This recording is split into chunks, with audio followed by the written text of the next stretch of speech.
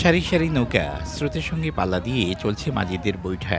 আবহমান বাংলার ঐতিহ্যবাহী নৌকা বাইচের মনোমুগ্ধকর আয়োজন চাঁদপুরের মতলবে, যা উপভোগ করতে নদীর দুপাশে ছিল হাজারো মানুষের ভিড়।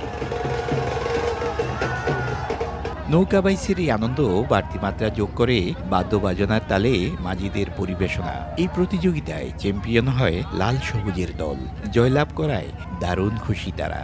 আমরা 11 জন প্রথম অংশগ্রহণ করছি, দ্বিতীয়তে আমরা 2 জন পাল্টায়া আমরা আবার প্লেয়ার দিয়া আমরা এখন চ্যাম্পিয়ন হয়েছি। বাংলাদেশ চ্যাম্পিয়ন। নৌকা দৌড় অনেকদিন পরে আমরা পাইছি, এই জন্য আমাকে ফুর্তি লাগতেছে, আনন্দ লাগতেছে। আলহামদুলিল্লাহ আমরা কাছে নৌকা পাইছে খুব খুশি, খুব আনন্দিত। অনেক সুন্দরভাবে উপভোগ করতে পারছি।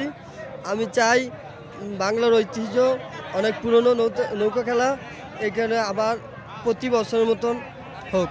মতলবে খেলাধুলার নানা আয়োজন হলেও নৌকা বাইচ হয়নি কখনো। স্থানীয়দের মাঝে ভিন্ন এক আবহ তৈরি করতে এমন আয়োজন বলে জানান সংশ্লিষ্টরা। সবাই তো ক্রিকেট, ফুটবল, কাবাডি বিভিন্ন খেলা আয়োজন করে, কিন্তু আমার মাথায় আসলো যে আমি যদি এই মতলবে নৌকা বাইচ আয়োজন করি তাহলে খেলাটা একটু ব্যতিক্রম হবে, সবাই উপভোগ করবে, সবারই ভালো লাগবে। ব্রিজের উপর থেকে শুরু করে এমন কোনো লোক নাই, এত শত শত নৌকা ভরা, হাজার হাজার মানুষ, তো মানুষ উপকার করেছে। ইয়াং জেনারেশন যত বেশি খেলাধুলার সাথে সম্পৃক্ত থাকবে তত বেশি চাঙ্গা থাকবে, এবং এই মতলবের মানুষজন অবশ্যই খেলাধুলাকে পছন্দ করে এবং খেলাধুলার সাথে আছে। প্রতিযোগিতা শেষে বিজয়ীদের হাতে পুরস্কার তুলে দেন আয়োজকরা।